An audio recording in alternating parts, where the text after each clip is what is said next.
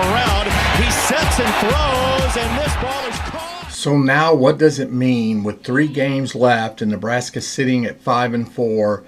What does it mean for the Huskers about them and a possible bowl game? I know I've heard everybody talk about, it's not a big deal. They'll make a bowl. They'll probably win 2 or 3 more games left. And I really don't understand where they're seeing this. Nebraska just played their easiest opponent of the last 4 games and couldn't beat them. And they're about to play a Maryland team that is a lot better, definitely offensively. And yes, they're playing at home, but this is a game where I actually predicted Nebraska to lose. And I'm telling you, they've got a quarterback that even Rule kind of calls Patrick Mahomes like. And Tagovailoa he's a top quarterback. To me, he's a top quarterback. Very mobile, but he's very accurate. He completes about 65.7%, I believe, of his passes. So what does this mean for the Huskers? Can they beat Maryland? Can they beat Wisconsin? Can they even beat Iowa and get that one more win? I do think they'll probably squeak out one more win. I just don't see them squeaking out more than that, but it's a possibility. Like I said before, a couple weeks ago, the last 5 or 6 games, they were games that the Huskers could win all 6 or they could lose all 6. It's going to be that close. And as much as they're turning the ball over, and it doesn't seem they're getting that out of their system. I've yet to see a game this year, and I'm sure you haven't either, where the Huskers have played a clean game. Now they didn't have any penalties in this last game, and the officiating in that game is another topic. So what does this mean? Also, the new schedule came out for next year, and at the end of this video, we're going to discuss what does that mean to the Huskers, what kind of chance do they have, and it actually was a very favorable schedule, and I'm going to go through there and see early on, kind of based on what you're seeing this year, what kind of record, what kind of chance do you think they have in 2024 based on what we're seeing right now, and obviously not taking in consideration anybody new coming in, anybody leaving in the transfer, or even getting anyone in the transfer. If we look at Maryland's schedule, they started out 5-0. And obviously they started off with a couple of what I would consider cupcakes in Tucson and Charlotte. But Charlotte kind of gave them a run for their money. And even Tucson, considering the team, kept it pretty tight. But then they went in there and handled Virginia pretty well, again at home. And then went to East Lansing, where Nebraska went to East Lansing and played. Handled Michigan State 31-9, a game that the Huskers couldn't even do, and that to me is a sign. They handled Indiana real well. Indiana, who just pulled out the upset over, I believe, Wisconsin, was it? And then, of course, they ended up now going on this big 4-game losing streak where they did lose to Ohio State in Columbus. They did lose to Illinois in Champaign, and I will admit that is a game that Nebraska handled Illinois and handled them pretty decently. And then they also lost to Northwestern in Evanston, Illinois, where Northwestern plays, and lost to them where Nebraska handled them, but that game was a lot closer, could have went the other way, and Nebraska also had them at home. And then they just got beat by Penn State in College Station pretty handily. So they're going to come in really hungry. This game is now taking place on Saturday, November 11th, which a lot of you should know that's Veterans Day. And they're going to come in here with a purpose. They're going to come in here, and you kind of wonder, is other teams going to look at how Michigan State handled Nebraska and do the same thing, and I believe they will. It's not the defense that I worry about more than the Huskers' offense. Not only because they're struggling really to move the ball, but they keep turning the ball over. They keep giving the ball away and putting the defense in a bad situation. So I think they can get better, and they need to get better, but it's the turnovers that I'm really concerned about when it comes to this game. And if I believe Tagovailoa is going to have a better game than people think. I think he's going to move the ball better than you think, and they're probably going to put up some decent amount of points on this defense, even though the Huskers are probably going to get after them. And this team's going to throw it around. They do rush the ball pretty well. They don't rush it a lot. Maryland doesn't rush it a lot, run the ball a lot. But when they do, it's effective. Hemby is their leading rusher at 441 yards this year, averaging almost 5 yards a carry, with McDonald right behind him at 261 yards, but he's averaging almost 7 yards a carry. Now, Tagovailoa is only averaging 0.7, but the problem is they take the sacks off of this, so it's really hard to judge. Tagovailoa has rushed the ball 53 times, but they are including them sacks in there, so you almost got to take away them sacks. So he's going to be a threat. So is the Huskers going to put a spy on him? And I don't think they will. That's not usually what Tony White does, but it might not be a bad idea to do, because what's killed the Huskers when they have had a mobile, and they've yet to have they've yet to play, besides Colorado, they've yet to really play a mobile quarterback as well as they have maybe since Colorado. And you saw what happened there with Sanders' ability to scramble out of things and find the receiver downfield. The difference in Sanders is, I love how Sanders is. He's always looking downfield and trying to make a play downfield. He's not really looking to run the ball, and he'll run when he has to. But he scrambles around, gives his receivers a chance to get open, and he finds them. Where Tagovailoa is more likely to take off running, but could be just as dangerous. And that's going to be the key. Did they learn from the Colorado game to control this quarterback? Because of that, and the way Nebraska has turned the ball over, the way the offense is, and again, got to think it's a different team since the Colorado game, especially offensively. Like Rule said, they've got a sophomore quarterback, got a freshman running back, 3 freshmen wide receivers, a freshman playing on the line, freshman tight end. So you could see that this group is learning on the go, kind of basically learning on the job. And the question is, have they learned enough to do it? And now, I know Sims kind of lost his job, and they could say that he didn't because of the turnovers. But to me, I'm seeing Harburg do the exact same thing. He's turning balls over at a time, at critical times, more than he should. But I don't expect Rule and them to make another change. I think they're to the point we're going to just roll with what we have. I'd personally love to see what Purdy can do. And I know everybody's going by last year, but no, if you're going to go by last year, then you wouldn't have put Harburg in.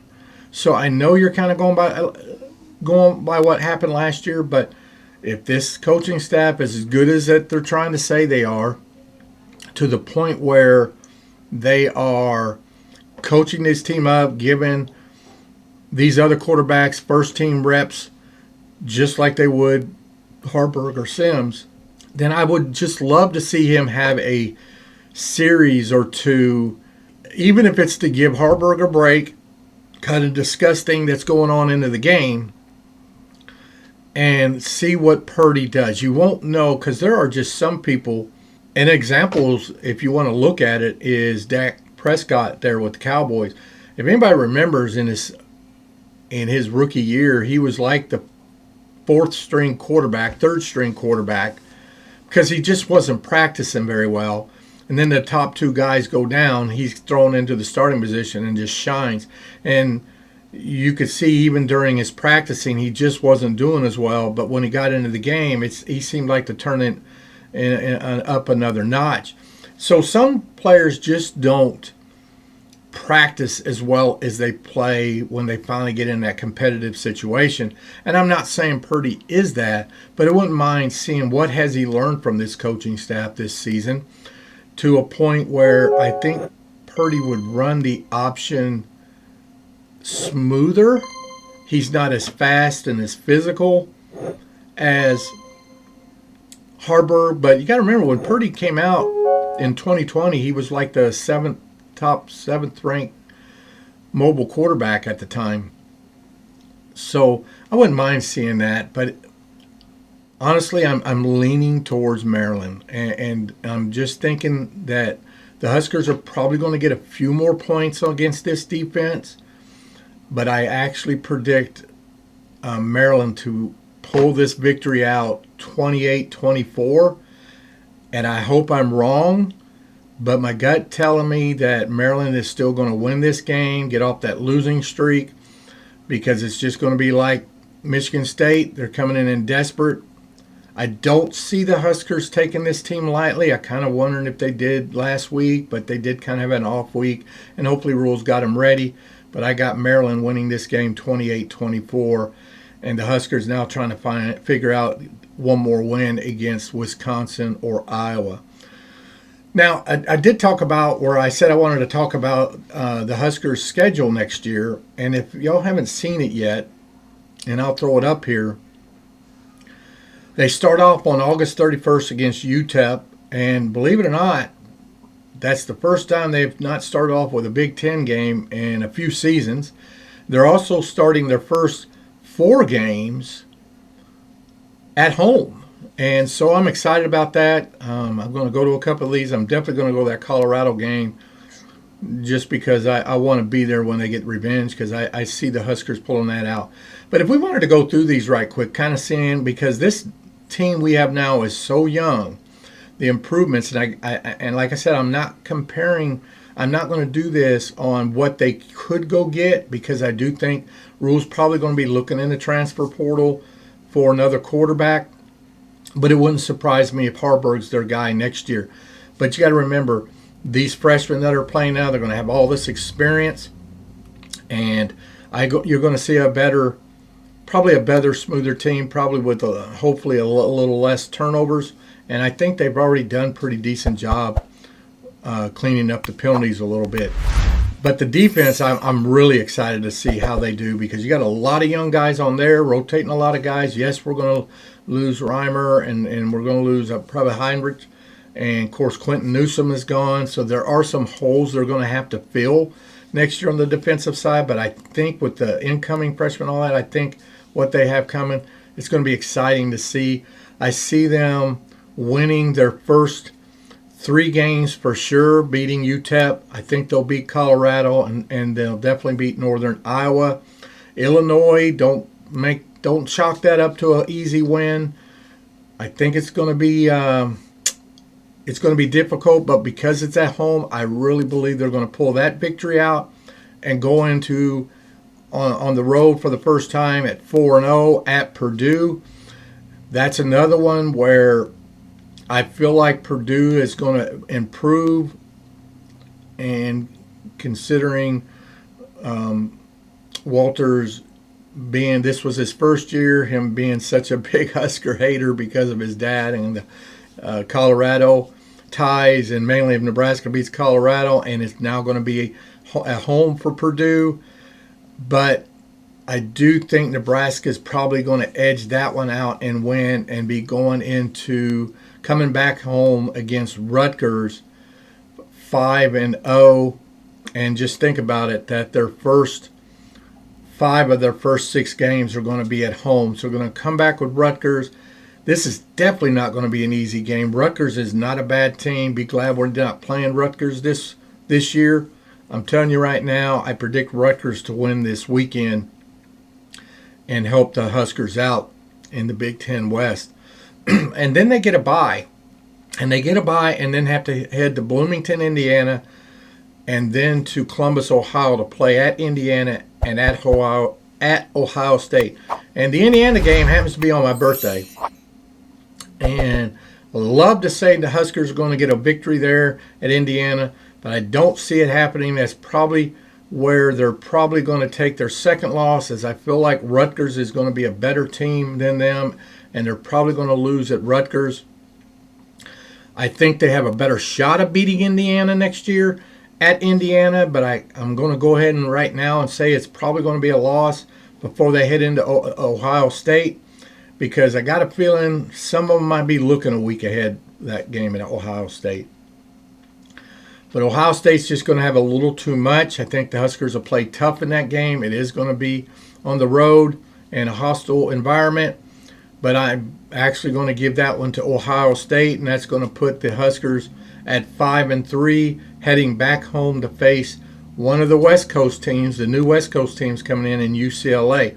And UCLA right now, they've got their own issues as well. It is in Lincoln, and I'm right now going to give the Huskers an edge against UCLA, and that will take Huskers to 6-3, make them bowl eligible again next year before they get another bye. They get 2 byes that next year because of that 13th week. Every so often you get 13 weeks in between Labor Day and the end of that season. So the Huskers then get an extra week to prepare and go out to California to play USC, a very tough team, probably going to be a top 5, definitely a top 10 team. And right now I'd have to give the edge to USC, and that's going to put the Huskers at 6-4 heading into the last 2 games against Wisconsin and Iowa. Against Wisconsin, being in Lincoln, I think that will be the year they actually win against Wisconsin at home. Not making any predictions right now how they're going to do for this year. We'll do that next week when they're heading there. But because next year's one's at home, be 2 first-year coaches that are first year this year that would be in their second year. The Huskers defense. The offense probably playing a little better at the time. They're going to have this full season of next year basically through it as well, so they're going to be even more improved. You're probably going to see even some more of the younger guys coming in. You wouldn't be surprised you don't see Daniel Kalen. I got a feeling the Huskers are going to pull that one out next year in Lincoln. That's going to make them 7-4, going home against Iowa. And because it's in Iowa, it's going to be another hard-fought battle, good defensively. They're going to have a new offensive coordinator, probably going to bring in a lot of transfers, but like I said, I'm not going to consider that. So if I'm going to go with what they got right now, which I said I was going to, I'm going to give the Huskers an edge on that one and make them 8-4. And so I kind of can see an 8-4 season next year, but a lot's going to change between now and then. Transfers are going to go out, transfers are going to come in. Going to have obviously your recruiting class coming in. But right now, that's what I see right now. So they got a real good, favorable schedule. Considering what the Big Ten is going to look like from here on out, you're not going to ask for an easier schedule. Honestly, I wish this was 2025 schedule more than next year's, because then that would give Rule even one more year. Because by the 3rd year, I got a feeling you might then see an upset. Nebraska upset a quality team in that year, and you could see it next year too. So right now, that's where I see it sitting. So I want to thank everybody supporting the channel, and if you haven't done so far, please hit the subscribe button and give this video a thumbs up to help get it out. I'd really appreciate it. So until after this game this weekend, and we do a kind of a gut reaction on how they do, go Big Red.